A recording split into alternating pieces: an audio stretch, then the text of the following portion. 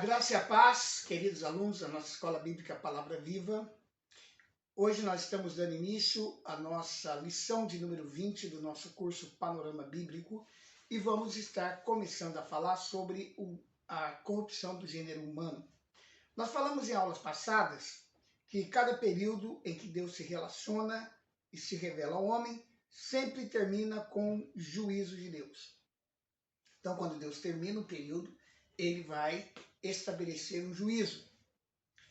Nós vimos isso no primeiro período, quando após o pecado e a queda do homem, o período chamado de inocência, terminou com o juízo da saída do homem do Jardim do Éden. Então Deus estabeleceu como juízo, para o final desse período, o fechamento do jardim, né? Primeiramente ele expulsou Adão e Eva do jardim, fechou a entrada, impedindo que o homem voltasse para dentro do jardim, e colocou ali um anjo para guardar com uma espada flamejante, né, que de um lado para o outro se movimentava, protegendo a entrada do jardim. Então, como resultado do primeiro juízo estabelecido por Deus, o homem fica proibido, totalmente impedido de voltar ao Jardim do Éden. Agora, nós estamos estudando o segundo período, no qual o homem foi deixado para ser guiado pela sua própria consciência. Até por isso, esse período é chamado de período da consciência. E vimos que o homem se afastou mais ainda de Deus. E nós veremos que esse afastamento culminará com o juízo do dilúvio. Então, ao terminar o período da consciência, nós vamos ver, então, o dilúvio. Foi um grande acontecimento naquela época. Nós sabemos da existência do dilúvio, mas qual o motivo real que levou Deus a executar o juízo do dilúvio? Como explicar a existência de gigantes no passado, como a Bíblia claramente relata? Como é que nós vamos explicar, né? Porque a Bíblia diz que houve gigantes. Como é que eles vieram a existir?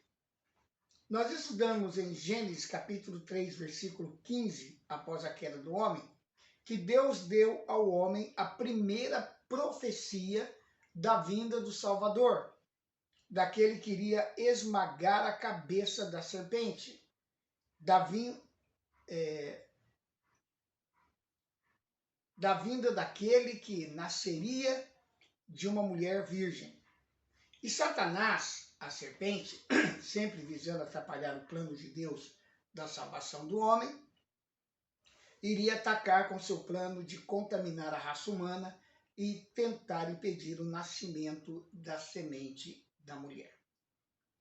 Então agora nós chegamos em Gênesis capítulo 6, vamos ler aí do versículo 1 ao 12. Se você tem uma Bíblia, seja impressa ou no aplicativo, no seu celular, no seu tablet, então você pode agora acompanhar a leitura de Gênesis capítulo 6, versículos de 1 a 12. Sucedeu que quando os homens começaram a multiplicar sobre a terra e lhes nasceram filhas, vieram os filhos de Deus, que as filhas dos homens viram os filhos de Deus, que as filhas dos homens eram formosas, e tomaram para si mulheres de todas as que escolheram. Então disse o Senhor: o meu espírito não permanecerá para sempre no homem, porquanto ele é carne, mas os seus dias serão 120 anos. Naqueles dias estavam os nefilins na terra, e também depois, quando os filhos de Deus conheceram as filhas dos homens, as quais lhes deram filhos. Esses nefilins eram os valentes, os homens de renome que houve na antiguidade. E viu o Senhor que era grande a maldade do homem na terra, e que toda a imaginação dos pensamentos de seu coração era má continuamente. E então arrependeu-se o Senhor de haver feito o homem na terra, e isso lhe pesou no coração. E disse o Senhor: destruirei da face da terra o homem que criei, tanto o homem como o animal, os répteis e as aves do céu, porque me arrependo de ter feito. Noé, porém, achou graça aos olhos do Senhor. Essas são as gerações de Noé. Era homem justo e perfeito em suas gerações, e andava com Deus. Gerou Noé 3 filhos, Sem, Cão e Jafé. A terra, porém, estava corrompida diante de Deus e cheia de violência. Viu Deus a terra, e eis que estava corrompida, porque toda a carne havia corrompido seu caminho sobre a terra. Bom, vamos começar aqui com o versículo 8. Noé, porém, achou graça aos olhos do Senhor. Deus é fiel à sua palavra. Deus reserva sempre um remanescente para que a semente da mulher nasça. Então, sempre vai haver um remanescente. Há corrupção para todo lado, muito pecado, a perversão tomou conta, mas existe um remanescente. Existe um grupo ali que está focado em Deus, voltado para Deus, está ligado com as coisas de Deus. Satanás ele fez isso que lemos aqui para tentar impedir o nascimento do Salvador. Mas ele reserva um homem. E esse homem é Noé. A Bíblia diz que Noé era justo e íntegro, porque a graça de Deus o atingiu e ele foi preservado.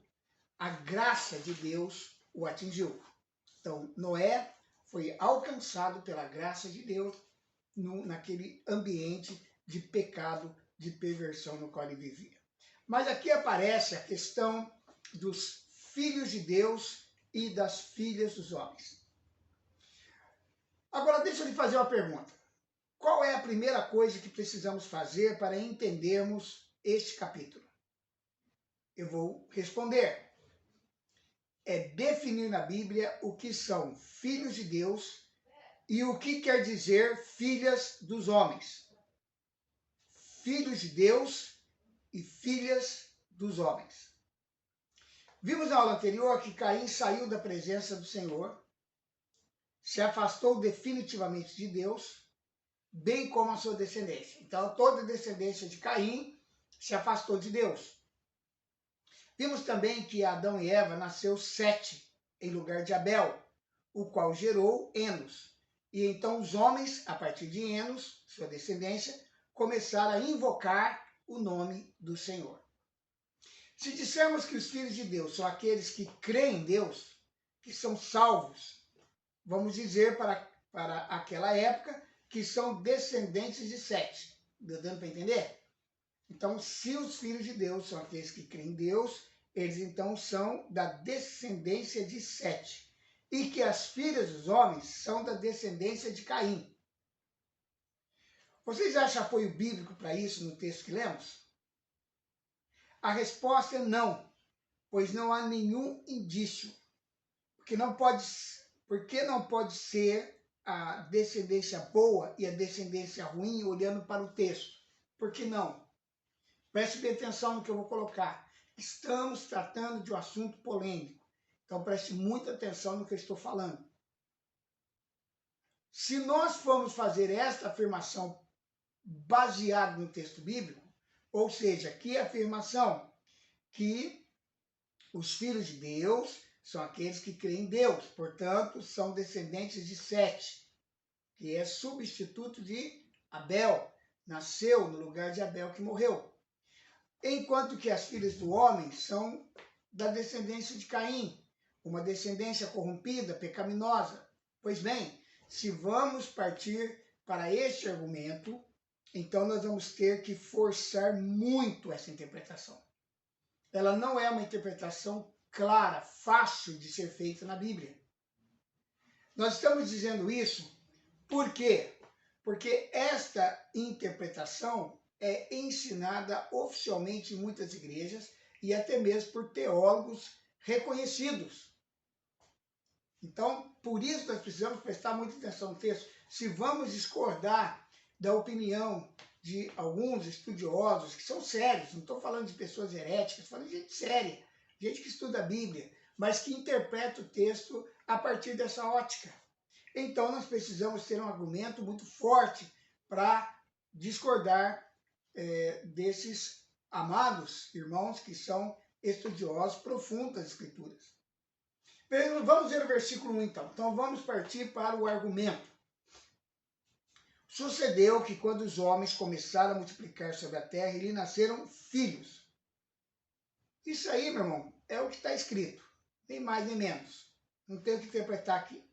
No versículo 2, viram os filhos de Deus que as filhas dos homens eram formosas. Certo? Então, a pergunta é, será que Sete só teve mulheres?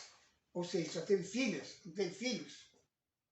Outra interpretação é que os filhos de Deus eram todos os salvos, os que acreditavam em Deus, e as filhas dos homens, os perdidos. Para interpretarmos assim, temos que sair da literalidade da Bíblia.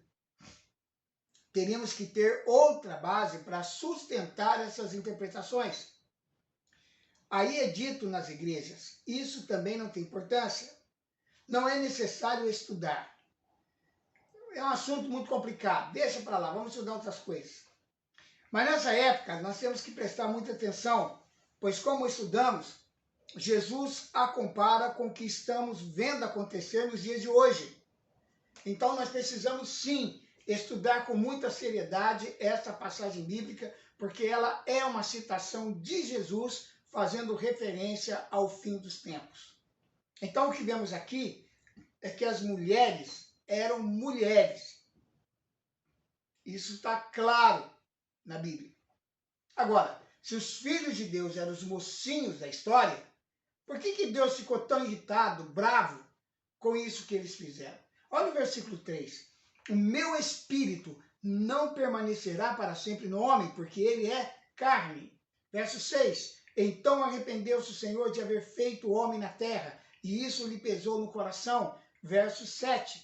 Destruirei da face da terra o homem que criei, tanto o homem como o animal, os répteis e as aves do céu, porque me arrependo de os haver feito. Se eram filhos de Deus, os bons, eles fizeram algo que Deus ficou profundamente aborrecido, você não concorda? Deixaram Deus muito bravo. O texto de Gênesis 6 diz que eram mulheres, que eram formosas, que eles tomaram para si mulheres de todas as que escolheram. Ou seja, as mulheres eram da raça humana. Isso não há dúvida. Agora, vamos ver o que a Bíblia chama de filhos de Deus. Preste bem atenção agora. Aqui que vem a questão primordial. Quem eram os filhos de Deus? O Velho Testamento chama de filhos de Deus somente uma classe de seres, os anjos. Jó capítulo 1, verso 6. Ora, chegado o dia em que os filhos de Deus vieram apresentar-se perante o Senhor, veio também Satanás entre eles, os filhos de Deus. Quem eram os filhos de Deus? Os anjos. E aqui engloba os anjos caídos e os anjos eleitos. Jó capítulo 2, verso 1. Chegou outra vez o dia em que os filhos de Deus vieram apresentar-se perante o Senhor, e veio também Satanás entre eles apresentar-se perante o Senhor. A frase aqui é repetida, preste bem atenção. Jó 38, 7. Quando juntas cantavam as estrelas da manhã, e todos os filhos de Deus bradavam de júbilo. Aqui, amados, estrelas são anjos, conforme já estudamos anteriormente. Deus está questionando Jó. Onde ele estava quando Deus criava o mundo antes da criação do homem? Aqui Deus está citando as estrelas da manhã e os filhos de Deus, que são os anjos, como seres presentes no momento em que ele criava o mundo. Aqui temos Adão também, além dos anjos, Adão também é chamado filho de Deus. Mas lá no Novo Testamento, Lucas 3,38 diz, Cainã de Enos, Enos de Sete, Sete de Adão e Adão de Deus. Então Adão é filho de Deus. Os anjos, mesmo os caídos e Adão, são chamados filhos de Deus, porque há um princípio de Deus aqui, um padrão bíblico. Filhos de Deus, na linguagem de Deus, portanto, na linguagem da Bíblia, está sempre designando aqueles que são criação direta de Deus. Alguém que é formado diretamente por Deus. Então, amados, cada anjo foi formado por Deus, anjo por anjo. Nós já estudamos isso anteriormente, eu já mostrei isso para vocês em outras aulas. Por isso, eles são chamados filhos de Deus. Adão foi formado diretamente por Deus. Por isso, na genealogia de Jesus, em Lucas 3,38, Adão é chamado filho de Deus. E nós hoje, somos chamados filhos de Deus também? Sim. Por quê? O princípio não muda, irmãos. Os que aceitam Jesus, os salvos, são chamados filhos de Deus. No momento em que você aceitou Jesus como seu único Salvador e Senhor da sua vida, Deus faz um espírito novo em você. E aí você é chamado filho de Deus, ou seja, a ação direta de Deus. O seu espírito recriado, ele foi recriado diretamente por Deus. Segundo as Coríntios 5,17, pelo que se alguém está em Cristo, nova criatura é. As coisas velhas já passaram, eis que tudo se fez novo. Pelo que se alguém está em Cristo, nova criação é. Essa é a tradução correta aqui. Apesar de muitas Bíblias trazerem nova criatura, mas a tradução correta seria nova criação. João 12, mas todos quanto receberam os que creem no seu nome, deu-lhes o poder de se tornarem filhos de Deus. Ou seja, eles não eram e passaram a ser filhos de Deus. Uma nova criação.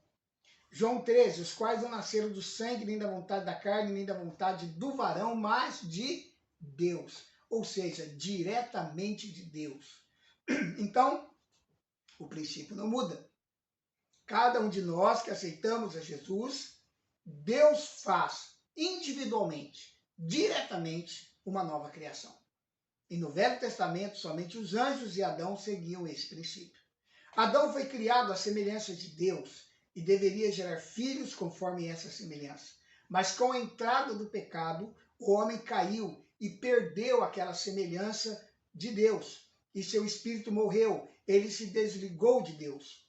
O homem passou a ter a sua própria semelhança, a semelhança carnal, caída, separado de Deus. E Adão passou a gerar filhos e filhas conforme a sua semelhança, sem o espírito ligado a Deus, sem semelhança de Deus no espírito.